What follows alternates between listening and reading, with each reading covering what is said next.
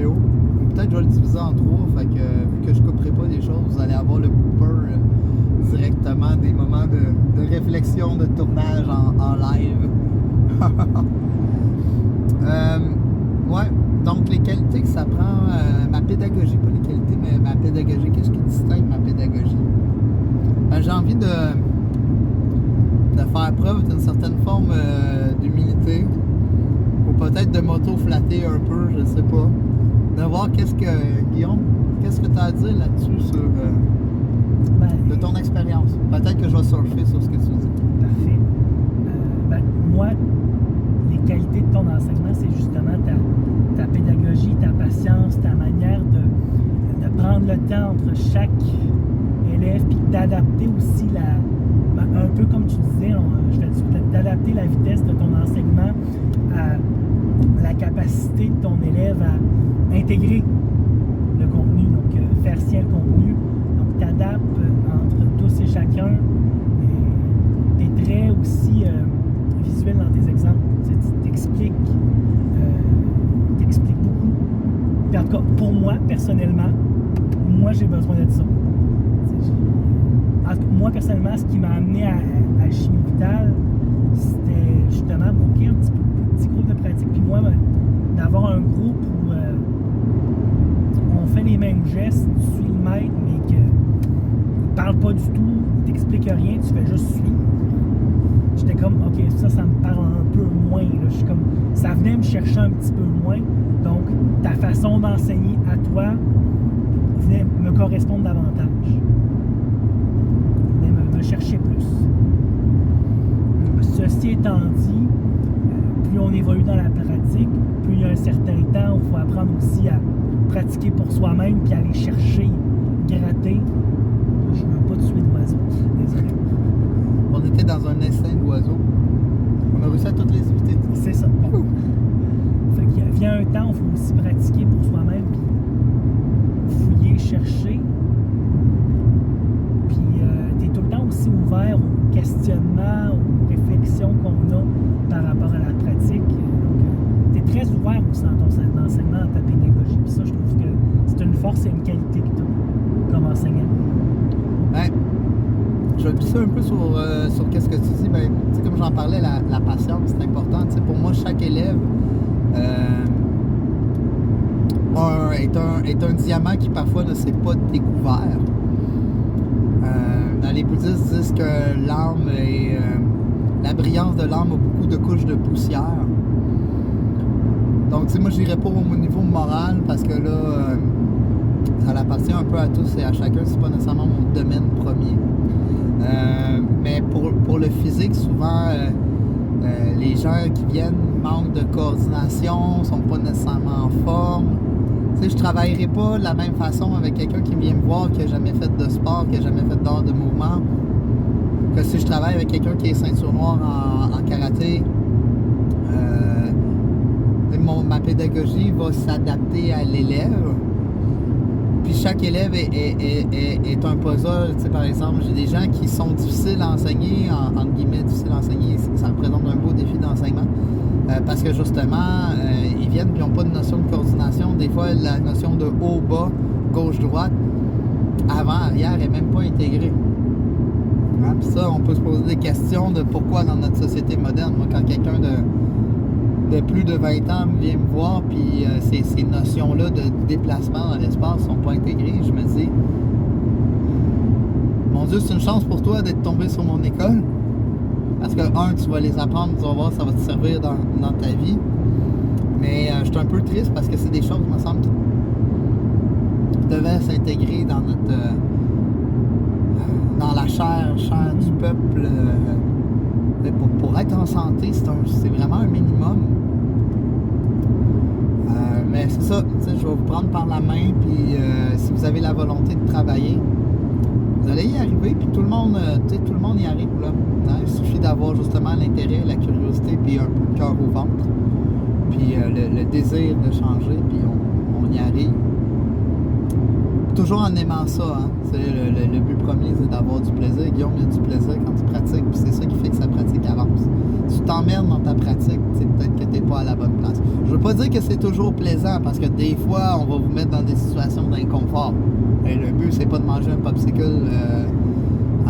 Il y a du travail amer qui est à faire, mais on apprend à aimer ce travail-là, puis à aimer nos choux de Bruxelles, entre guillemets. Donc, ouais, patience. Je dirais adaptation, beaucoup, comme j'ai dit. Mon travail ne sera pas le même avec une personne de karaté, ne sera pas le même avec une personne d'aïkido, ne sera pas le même avec une personne qui est jeune, une personne qui a 60 ans, puis une personne qui a 18 ans. J'enseignerai peut-être pas pareil. En fait, pas peut-être, ça sera clairement pas pareil.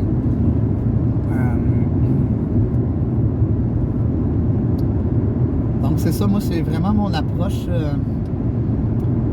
individualisée, humaine, puis le réel désir de voir du progrès chez mon élève. Et pour moi, je veux que mon élève devienne un pratiquant autonome. Je veux qu'il ressorte enrichi de sa pratique, pas qu'il vienne au cours juste pour se distraire, puis après ça il parte puis qu'il ait tout oublié. C'est ça votre but, juste de vous distraire et d'avoir du loisir. Oui, d'avoir du plaisir, c'est important, mais si votre but c'est juste de vous distraire, peut-être que si vous venez me voir, vous n'êtes pas à la bonne place, puis je risque de vous le dire.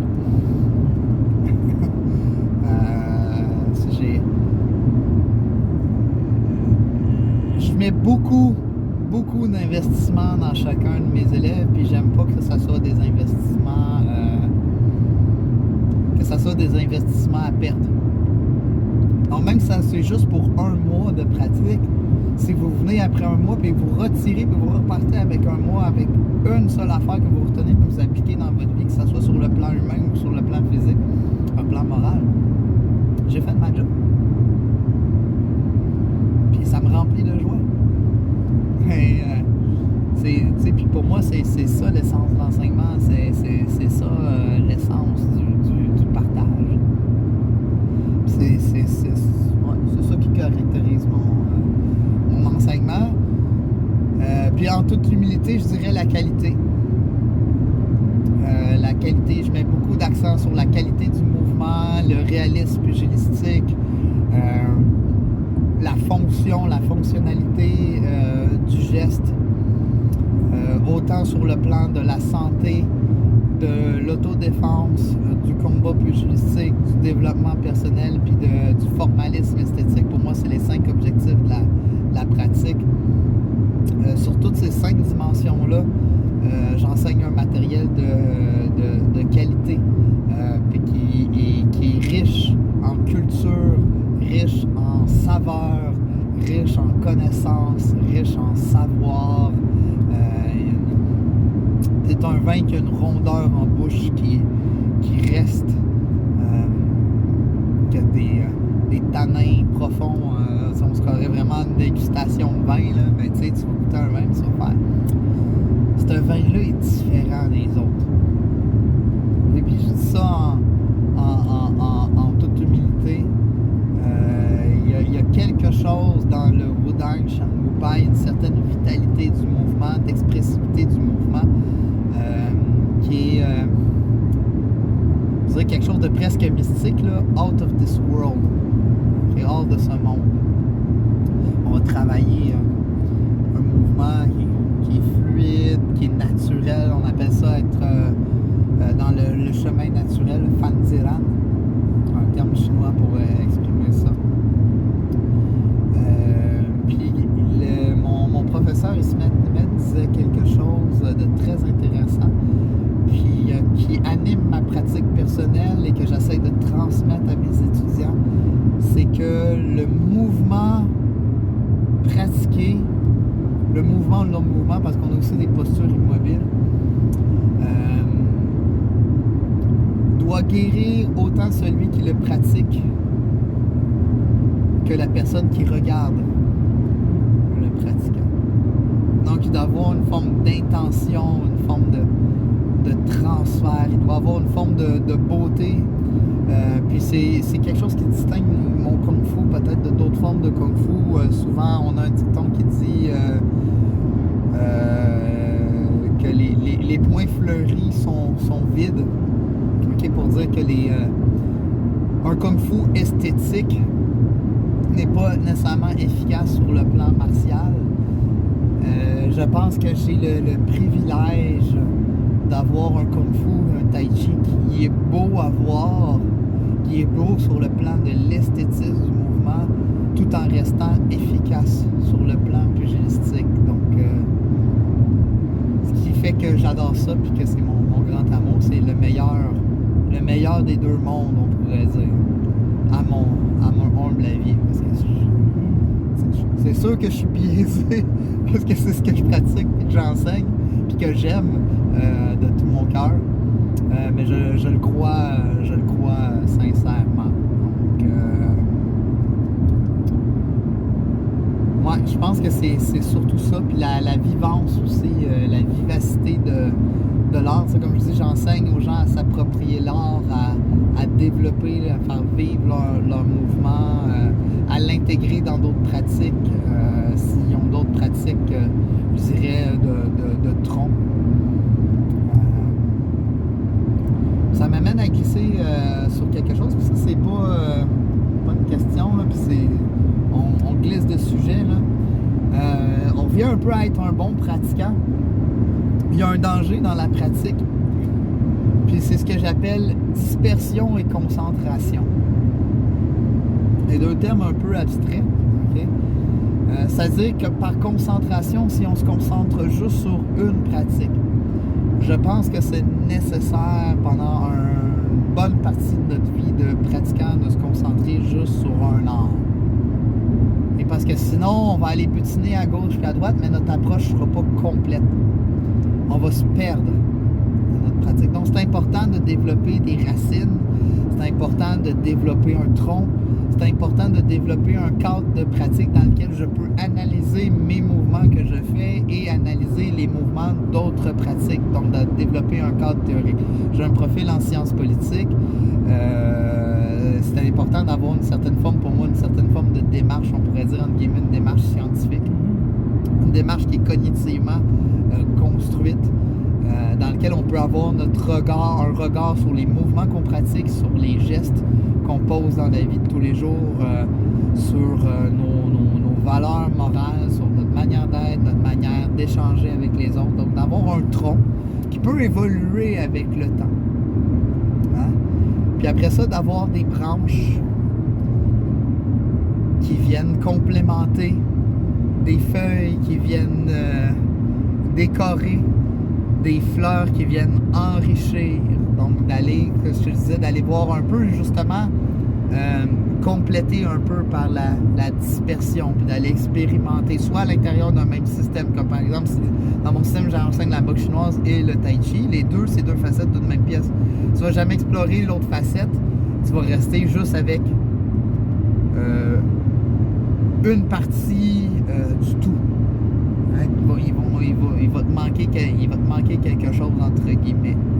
Mais si tu fais les deux en même temps, à un moment donné, peut-être que tu vas te perdre dans ta pratique, tu ne réussiras pas à avancer dans les deux. Donc, en tant que pratiquant, c'est une démarche continue de trouver un équilibre entre concentration et dispersion, qui est, selon moi, essentiel, autant quand on enseigne que quand on apprend, que quand on pratique juste par soi-même. Donc, pensez à ça. Donc, voilà ce qui pourrait terminer notre... Peux-tu me permettre de faire un petit pouce? Ouais, vas-y. On parle de qualité de l'étudiant. Je pense aussi qu'il y a un élément aussi intrinsèque, de volonté intrinsèque, parce que oui, on peut se faire donner une tape sur l'épaule pour monter, pour pas y rester, mais d'avoir exactement une volonté intrinsèque, ben, c'est plus gratifiant de se dire hey, crime, ma cheville ne tournait pas, là, elle tourne. C'est bien bas basique, mais c'est intrinsèque, c'est moi de moi pour moi. Donc c'est très gratifiant aussi là, pour, dans l'esprit de voir, c'est drôle, on parlait de forme géométrique, mais de vouloir s'élever comme personne. Si on en va avec le cube. Le triangle. Non, oui, dans le cas, c'était ton triangle, mais moi, si je vais avec le cube, hein, oui. c'est un cadeau qu'on se donne à soi, pour soi.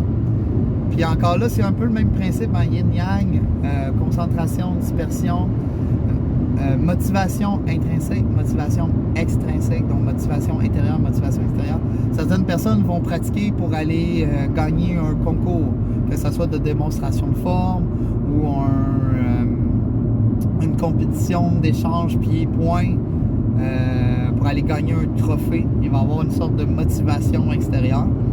Puis certaines personnes, ça va être plus adapté pour eux. Puis il y a des styles avec des ceintures qui vont vous donner un grade, qui vont vous donner... tu sais, au Québec, on fonctionne beaucoup comme ça. On fonctionne beaucoup par motivation extérieure. On vous donne un anane pour vos réalisations. J'ai l'air de dire ça de manière péjorative, mais honnêtement, ça ne l'est pas. Il y a certaines personnes qui fonctionnent comme ça, c'est leur moteur d'action, puis c'est bien correct. Moi, personnellement, il me fallait quelque chose que je pouvais explorer par moi-même, qui mûrisse à l'intérieur par moi-même. Je suis un peu introverti, j'aime d'ailleurs parler à la caméra, enseigner. Pour moi, c'est tous des défis assez particuliers pour une personne. Je dois aller vers l'autre dans ce temps-là, puis c'est quelque chose, mais ça me permet d'être plus complet en tant qu'être humain. Non, c'est ça. Dans le Kung Fu, dans le système que j'enseigne, on va peut-être aller chercher une perte de poids, on va aller chercher une amélioration de la coordination, de l'équilibre, de la structure, on va aller maîtriser notre souffle. C'est toutes des réalisations personnelles qu'on va faire à soi, pour soi. On ne va pas pratiquer pour l'atteinte d'un grade, pour terminer une forme, pour avoir une ceinture, pour passer un examen. Il y a la possibilité de participer à des concours. Il y a plusieurs représentants de notre système qui ont gagné des médailles d'or en tai chi, autant en pousse-main qu'en compétition de démonstration de forme. Il y a certaines personnes de notre système qui ont complété avec le jiu-jitsu brésilien, surtout en Allemagne, en Europe.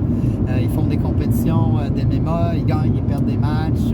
Donc, il y a des gens qui, à l'intérieur de notre système, aussi travaillent de façon plus compétitive. C'est super génial, c'est possible aussi. Par contre, moi, dans mon enseignement, c'est peut-être pas le premier objectif, mais il y a moyen de travailler pour aller vers ça. Mais peu importe que ça soit la motivation soit intrinsèque ou extrinsèque, tant que ça nous fait grandir, puis évoluer, puis que ça nous fait progresser, je pense qu'on est sur le droit chemin. Puis je pense que le but de la pratique, c'est d'être en quelque part sur le chemin ou un autre chemin. Puis, mot de la fin, c'est à propos de l'efficacité. Peut-être que vous allez comprendre qu'est-ce que je veux vous dire. Ce qui est rapide n'est pas toujours ce qui est le plus efficace. Puis pour vous dire ça, pour vous imaginer ça, je vais vous prendre la métaphore d'une montagne. Votre but, c'est d'atteindre le sommet de la montagne. Il y a deux personnes qui veulent atteindre le sommet de la montagne. Il y a une personne qui dit « Je veux le faire vite et bien », paye un billet d'hélicoptère, se rend sur le dessus de la montagne, prend des photos, repart, s'en va manger un Big Mac. C'est fait. L'autre personne part d'en bas de la montagne.